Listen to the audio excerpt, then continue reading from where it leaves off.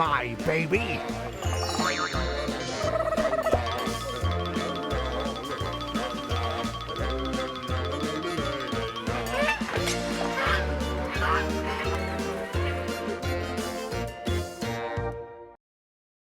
I'm Dana Denha. And I'm Melissa Bondi, and this is Adventures in Parenthood, where we take a ride on the roller coaster that we call parenting. Being a parent brings on worry and stress that once seemed unimaginable. Kids can get hurt, they can be bullied, and even worse. Melissa, now since you become a parent, you're what's Bryn, 6 now? Almost 7, Yeah. close to 7. Yeah, she's almost 7. Mhm. How has it, your mentality changed toward the world in general? Because I feel like personally, I worry about things that I never would have thought I worried about before. Absolutely. I think we were introduced, and they were introduced to the world of social media. So that those are big concerns as a parent of kids, I think now in school age and beyond. But yeah, I would definitely have your radars up differently now. You look at things differently, news stories differently, what's out there, stories will hit us differently. They do for me, especially when it's something terrible or having to do with children, whatever it may be. It's usually I definitely have daggers to the heart differently than I did. It was always like, oh, yeah, but this hits. But yeah, definitely what do you call it? The radar is up for me for sure. When it comes to social media and with school and the stories that she says. The age that our girls are at right now, 6, 7 years old, where they start gaining a little bit more independence, where, they will go to a friend's house down the street without you now, like that are going to do Right. these things are starting to happen more now, where you worry about like who's in the neighborhood, maybe the sex offender registry, things like that. Mhm. Or like, for instance, like a lot of the times, like she'll hang out with kids on our street, but then she'll go hang out with kids that live on the next street over that are a little further down. And I'm like, you can't leave that house because then I don't know where you are. It's not like she has a phone and can just call me. Right. It like I have to know whose house she's at because I can get a hold of their parents then. So they're at a weird age where then you have to like seek out the neighborhood to find them too if they're not like. Right. I mean, honestly, Kiki's pretty good about being like upfront, like, okay, we're gonna go to this person's house. And I'm like, make Yeah. sure you look both ways when you cross the street, be really careful, kind of thing. And I'm like, and don't go to anyone else's house. But then after a while, you're like, where the heck is she? Like they're just gone for a long time, like Yeah. just that sort of like I just worry about things, not her as much, like her attitude towards things, because I think she is pretty careful about stuff, but I worry about other people's actions. And we're actually going to talk about that today with an organization that is here to help people that are in much worse situations than we just talked about. Since 1981, LACASA Center has been providing a safe space for survivors of child abuse, domestic violence, and sexual assault. Joining us is Holly Naylor, Director of Family Prevention and Education for LACASA Center. Welcome to the show, Holly. Hi, thank you for having me. Can you tell us what LACASA Center is, how it was started? Sure. So LACASA is an agency in Livingston County, Michigan, that provides services to victims and survivors of child abuse, domestic violence, and sexual assault. So we have all of those services within one agency and under one roof. We started in 1979 as a grassroots effort from a few concerned citizens who just had $40 in donations, a desk, and a phone line. And then, added, originally we're focused on domestic violence and have added the sexual assault and child abuse components throughout the year. Tell us about the services, and they're no cost, right? Correct. There's no cost to survivors to access any of our services. We have a lot going on, actually. So in each of those 3 areas, domestic violence, child abuse, and sexual assault, we provide kind of across the spectrum programming. So that includes community education and outreach, trainings and kind of more one-on-one education for adults and for children. And then we have services for survivors. So that can include individual or group counseling for children and adults. We have an on-site domestic violence shelter, an on-call team, a 24/7 helpline. We have a therapy dog. We have a home visiting program to kind of support and coach parents when they first have a baby, and legal advocacy programs, really just about everything that someone in that situation might need. Is there anything you don't have? So we're always looking to improve our services. And, obviously, just like with pretty much everybody else in the world, COVID was a challenge. So learning how to adapt and continue to provide high quality services when, people had to stay away. Our shelter was open the entire time during COVID, but we've now added, there's a virtual option for many of our programs, counseling sessions. And we do a lot of community partnerships. So working collaboratively with other agencies to really try to change things and make progress across the system and not just for individuals. This is obviously a heavy topic to talk about. Mhm. So when you have people that are in need of your services, how do they get in contact? Is it safe? Can they feel safe?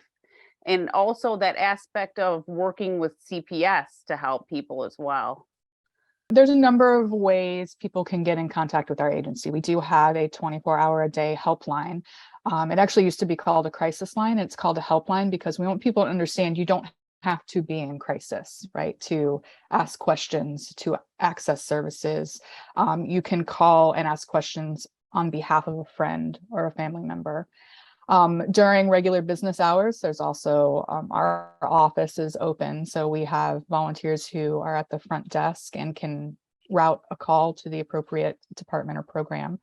And then LACASA does have a website, so LACASAcenter.org, where you can look at all of our programs and services. And there is a quick escape button on the website.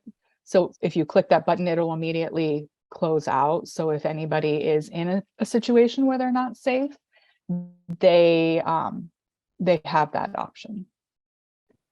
And then I think you had asked about working with like CPS and other community agencies. Yeah, we do in a lot of our programs. So we have call them DART and SART. So it's the Domestic Abuse and Sexual Assault Response Teams, the Child Abuse Prevention Council. We have we call them CARES. So CARES are Child Abuse Response Effort Forensic Interviews. So that is all of these programs. We bring in representatives and professionals from a wide variety of agencies. So yes, DHHS and CPS, but also law enforcement, community mental health, other therapeutic services, maybe schools, even sometimes parent representatives or business community representatives, to really work together to implement those bigger changes that are needed. What is it that you would say or to encourage someone to, like I said, whatever the reason is, to call, because it's a scary topic? I would say that no question is too small, right? There's no question that's silly. If you're in a situation, even maybe where if you're questioning, is this okay? This doesn't feel right, but outside voices are telling me that I'm overreacting. You can call and ask about that. Okay. We also have, our helpline is manned 24 hours a day, either by staff or volunteers who are all highly trained, and able to respond to a pretty wide variety of concerns. We do have services for all three of those areas. And sometimes the approach might be a little different depending on what someone is calling about. But I would just say, you can always just make that first step of calling, and then don't worry about the next step until you get there. That's the point where we would have people who can help you and help guide you in what those options might be. We're going to take a short break from our chat and hear some words of wisdom from our local sensei as we kick it with Keith Hafner.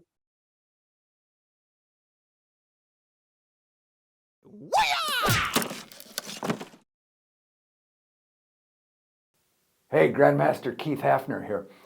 We used to have this lady that we knew around here, and we knew her pretty well. And she solicited a lot of advice about her kids. And so the conversations that we had, I think, were just kind of came about naturally because we talked about her kids a lot.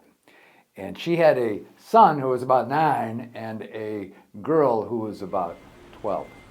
One day, she came in and said that her daughter had gotten sent home from school like kind of unexpectedly in the middle of the day.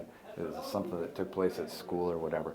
And she and her daughter had gone out to lunch together. And get this, she was very concerned that her son did not find out that she and her daughter had gone to lunch because that wouldn't be fair, and somehow she would then have to immediately like take him out to lunch. I remember another time, and I think it was a snow day, and both the kids were home with her during the day, and the 9-year-old had spent the day building a fort in the basement.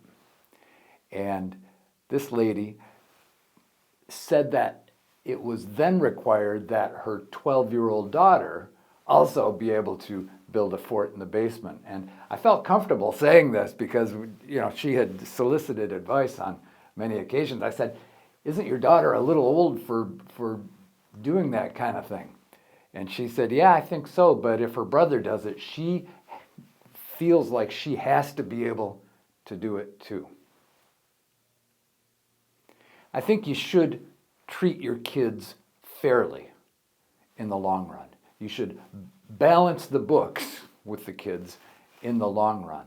But I think to have to do it in the short run teaches them some things that show up in a bad way later on. If the accounting has to be equal at every step of the journey, which is what was going on with those kids, I think it really sends a bad message that life is going to always be fair and always work out in the short run. And this lady was really frustrated by these behaviors, but I wanted to point out to her that she taught them these things by her feeling responsible, her feeling obligated to balance the books practically hour by hour. I think the right thing to say to the boy was, "Hey, your sister and I had an opportunity to go out to lunch, and just let that be. And someday down the road, you want to do a corresponding thing with the boy too, but not to feel like you're obligated to do it right then." They were learning all kinds of things that will not serve them well down the road. For one thing, it made them really competitive with each other, and it kind of soured the attitude between the two of them. I think you also miss out on being able to do individual and kind of spontaneous things as they come up, things that are really personalized to the different personalities of your kids. So my suggestion is treat your kids unfairly. I know that sounds crazy. Treat them unfairly in the short run.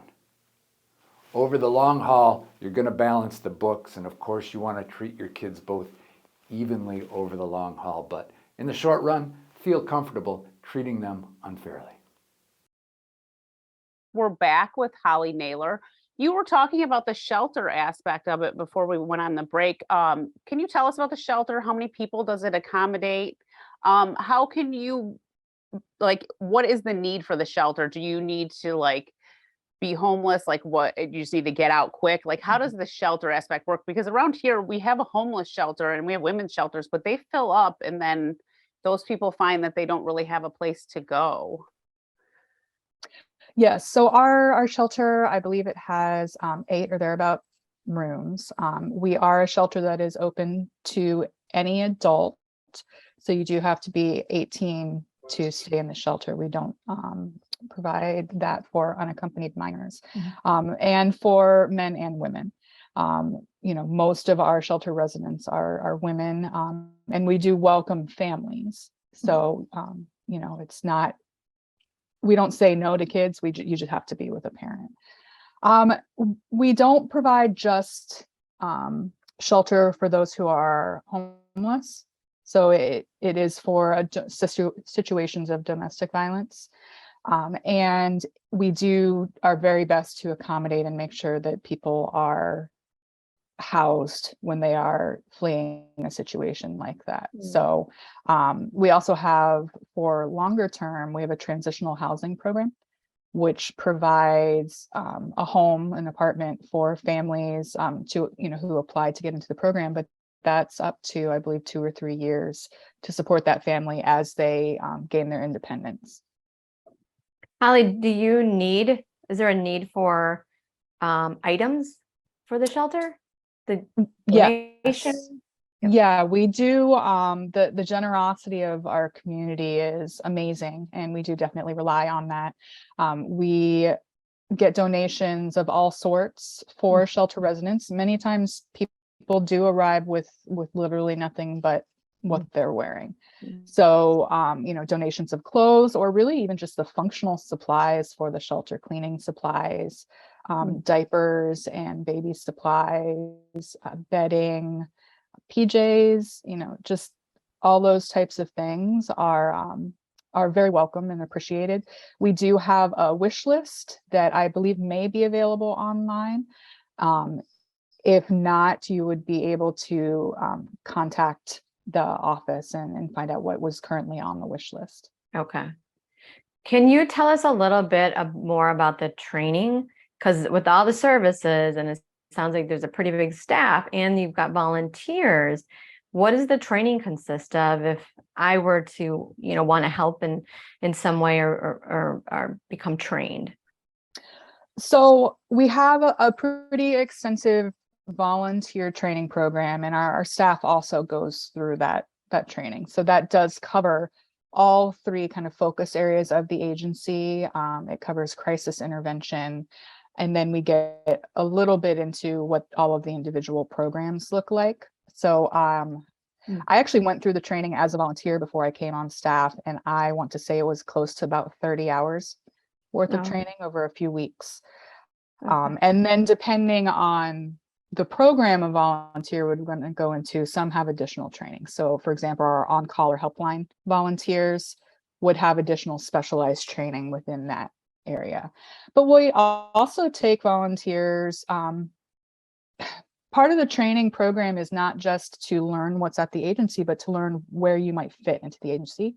And it can be very difficult and challenging work, and it's not for everybody. So there are volunteer opportunities that are working for the LACASA collection, our resale store, or volunteering at fundraising events that people may feel more comfortable or are a better fit for them.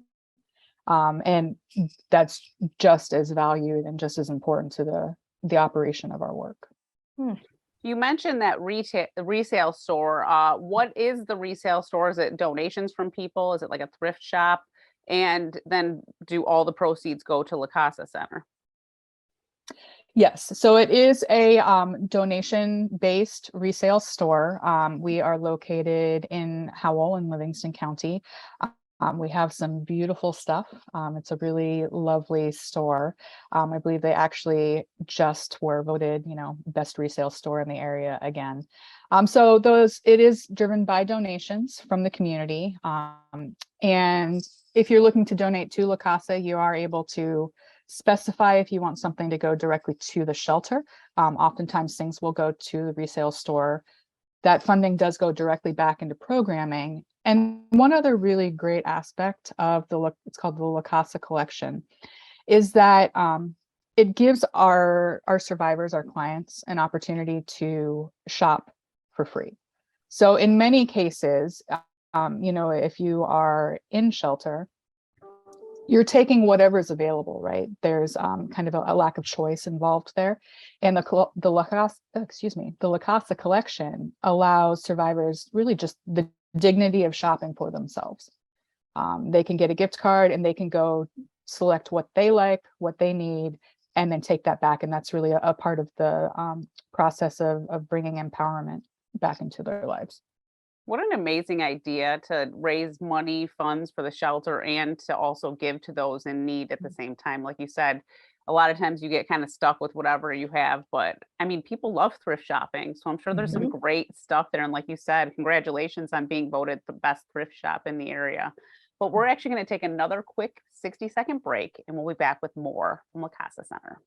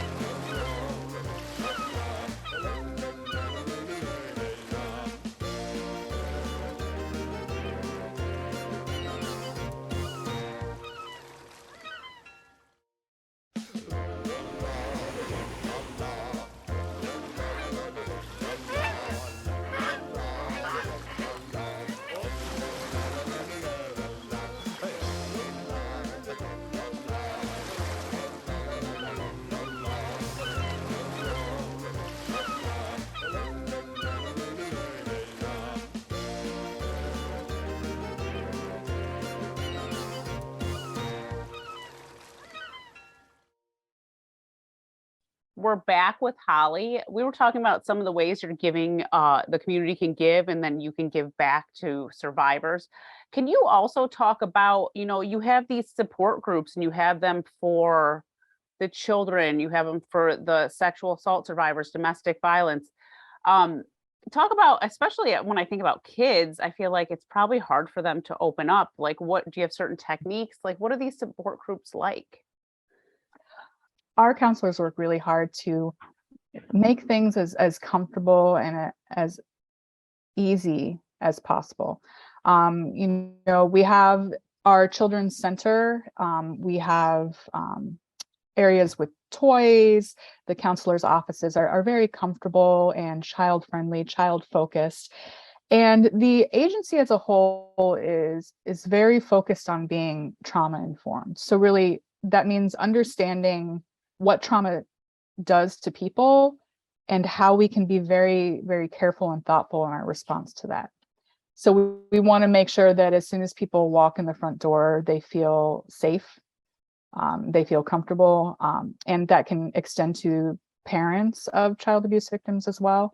Making sure that they feel that they have support and they're not trying to figure this out on their own, which I think is part of, when you support the family, you're also supporting the child. So that's a big component of what we're trying to offer.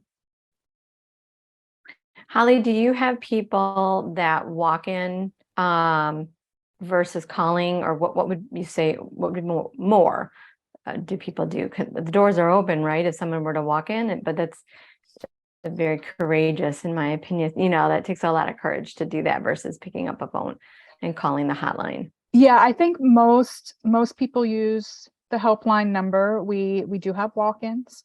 That was impacted by COVID to a degree. So we actually have a buzz-in system now, both due to kind of our experience with COVID and just also for security reasons. But we do accept walk-ins. You can just come to the agency and say, I have this concern, or I'd like to speak to somebody, and we'll make sure that that gets taken care of. Okay. Can you mention the legal advocacy part of it as well? Because I think that's probably something that most people end up needing in the end, especially if there's children involved too. Yes, so we do have a legal advocates on staff. So these are not lawyers, right? We're not providing legal advice, but they can help to support and guide survivors through the system. Understand what's coming next, what to expect. Our service and therapy dog, Penny, is a part of the legal advocacy program. So Penny can go with kids to help them feel better should they need to testify in court. And we do have regular visits from legal aid who are actually able to provide legal advice to our survivors. Mm-hmm. But you also provide community programs and activities and stuff like that as well? Yeah, so we have some internal activities for clients. We do the children's program has like adventure days and family fun days. Some of our other programs will have play groups for participants. So really to to give them back that sense of fun and sense of childhood, and to encourage connections among people who have had some commonality and experience. Our community education programs in general, we have actually a very strong outreach and education program. We are in schools at the elementary, middle school, and high school level. So teaching kids about body safety, teaching them about healthy relationships, and later on teaching them about sexual assault. We provide community trainings and information. We have community events. Actually, tomorrow we're doing our GLOW event, which is shining a light on domestic violence, and our Child Abuse Prevention Month, CAP month efforts in April. So we have a Pinwheels for Prevention campaign. We put pinwheels out across the county. So there's quite a bit of that going on. Oh, one other program we have that's really fantastic is called Navigating Healthy Relationships. It's a 23-week program for adults with intellectual and developmental disabilities that teaches them how to identify and build really healthy relationships. So the agency identified that as a gap in our community and stepped in to fill that. Mm-hmm. We're actually just about out of time. Before we go, why don't you tell people how and why they should support LACASA Center? We are a truly local organization. We are in Livingston County. We support survivors in Livingston County. And I think people really appreciate that when the time that you donate, the money that you donate, the items that you donate stay within our community. We are also doing really some amazing work on kind of the prevention and community awareness side of these topics. Truly, our goal as an agency is not just to support the survivors, but to really change our community and our world, so that kind of the joke is, so at some point our services aren't required. Mm-hmm. Well, thank you, Holly, for filling us in on this organization that's obviously very needed. Yes, thank you so much for having me, and I appreciate you bringing some light to these topics and helping families find supports that they may need. If you have an idea for a parenting show topic or guest, talk to us on Twitter and Facebook at #CTN Ann Arbor. And for more on our programming and services, visit a2gov.org/CTN and visit youtube.com/CTN Ann Arbor to watch a full lineup. And remember to like and subscribe and to share. Thanks for joining us on this adventure in parenthood.